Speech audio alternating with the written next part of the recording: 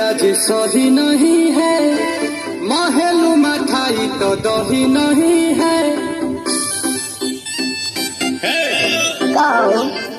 लगे मिजाज आज सही नहीं है, महलू मठाई तो दही नहीं है। पानी में चीनी जैसे घोले राजा जी, राजा जी।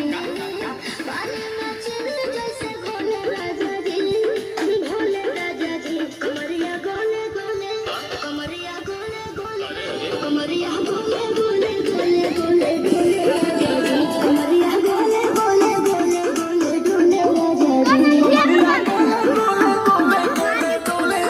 जी। कमरिया गोले गोले गोले गोले डोले रानी जी। रुक रुक